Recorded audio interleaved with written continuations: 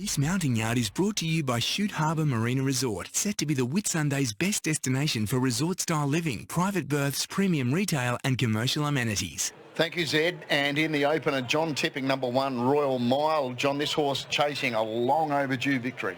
His last win was back in November 2021. It's actually over 3 years since he's won a race. At that stage, he was 6 out of 11 with 3 second placings. He's now 6 out of 32. What I would say in his favour, though, he's got the best lead-up form into this. 5th in the Gawler Cup behind Bamyan Buddha. Last start is a good run. We know he's a quality horse, and even though he hadn't been winning, he'd run a lot of very good races in those 3 years. He's $2.10 with Sportsbet and favourite. The second favourite is number 3, Jenkins, at $2.70. Also comes out of the Gawler Cup, and it was uncharacteristic, his effort there. He got beaten nearly 10 lengths, and he's been quite a consistent horse since he's come to South Australia. For a horse that gets back, he actually has a good record on the Parks track with 2 wins and 3 seconds from 8 starts. The little field of 5, even though there's not much speed in the race, will mean that he's not that far off the lead. He can definitely win.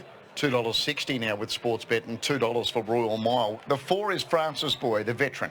Fantastic horse for the Hickmott Rig stable with 18 career wins. He's won, 11 of them at this distance or very close to it. This distance and track, he's 4 wins and 3 seconds from 18 starts.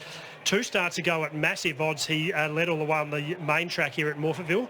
He does mix his form a bit. He generally goes better on the wet, but in his favour, he looks gifted the lead. Itchy Bandstand, number 5, now had 2 runs for Kylie McCurley.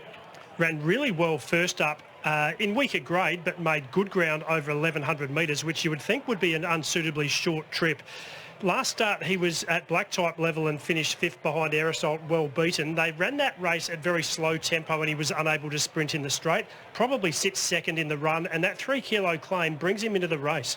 And number 6, Marina, the visitor from Port Lincoln, from Mick White.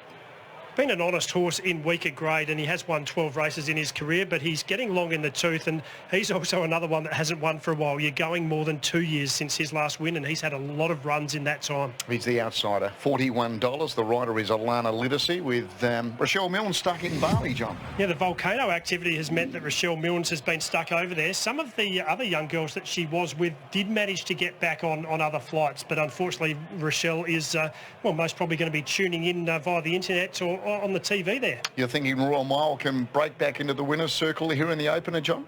I marked him comfortably favourite. He's been backed in now. You're looking at slightly into the red for him, Royal Mile. My numbers 1, 3, 4 and 5, so I have gone very similar to market order. Francis Boy is never the easiest horse to get a handle on because he does mix his form, but he's entitled to run well here because he's going to get such a soft run in front and he will carry 51. So Royal Mile, if he's going to beat him, is going to have to give him 9 kilos in a beating, but he does have a significant class edge. Jenkins will most probably be making his run from the back of the field with Royal Mile. If you're happy to forgive his last run, his previous form was good, including a very good first up run. Probably fair to say that this race isn't the highlight of the day, but it is a heat of the Happy Trail Series. Exactly right. John's gone 1, 3, 4, 5. Brett Davis calling the action. Brett's tipped the 3 Jenkins to beat 1 Royal Mile, 4 Francis Boy and 5 Itchy Bandstand. Brett ready for us. This is the opener. $1.85 for Royal Mile as he moves into the gates. Jake Toro today is a $9 chance, and Rochelle Milnes not riding here today. So Rochelle Milnes not riding. Alana Livesey replaces her in the first and the second, riding Marina, and we are set to run. First of 8 in Adelaide. Welcome along, everybody. Warm conditions, track a good 4, they're off.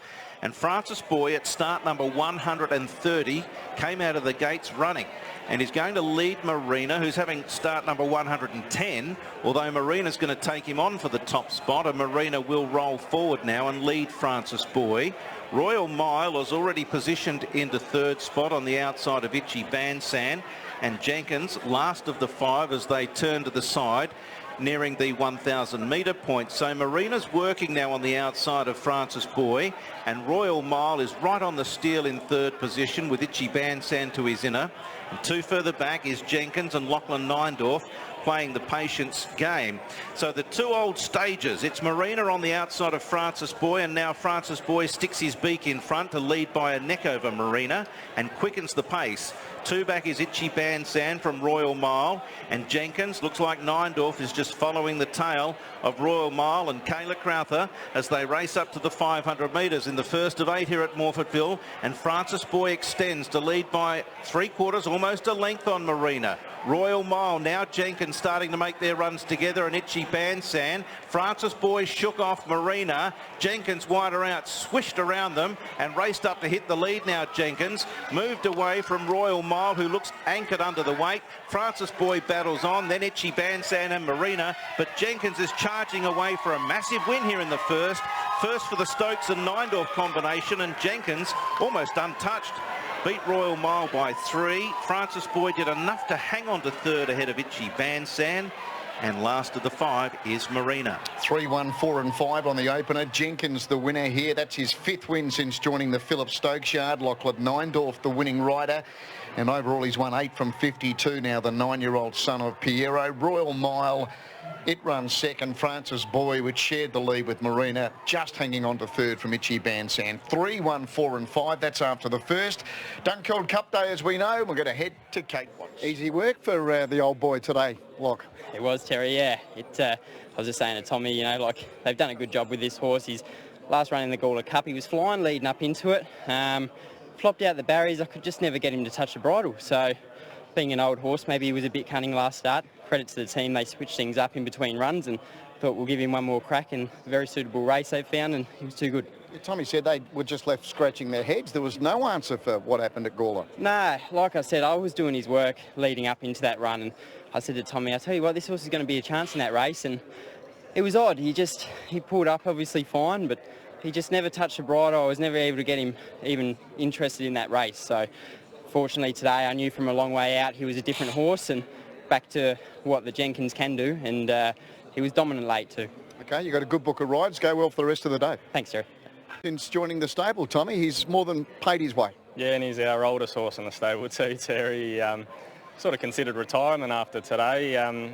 He's been a really good horse for the stable. He's definitely a stable favourite, and he's had a fair few victories with us, which is good. So really happy for Mark Burkhardt and Team Regal for sending us a horse, and they're massive supporters of the team. So I'm very happy. I know Lockie does his homework as good as any jockey in the rooms. What did he think the race might pan out like that? Yeah, exactly. He just wanted to follow the favourite into the race the whole way through, and that's how it eventuated. And was sort of watching the race unfold. It looked pretty keen in running that favourite too, so we're pretty happy. It didn't take us into it at all, but we sort of knew we had the rest of the field covered, being quite a low quality field today. He won by 3 lengths. It was 3 lengths back to third, so it was pretty decisive win by the old boy. It was. We knew it was the best horse sort of on paper. Just last start was a real head scratcher, to be honest with you. He just never got into the race at all, never travelled, and we couldn't pinpoint an answer at all. We were really keen on him in the Gawler Cup that day, and he was very disappointing. So usually we got an answer, but we didn't after that. But that's why we considered retirement today. So we'll have a look at, see how he pulls up. This will definitely be his last prep though. Okay. Good luck with him moving forward, whatever you decide. Thanks, mate.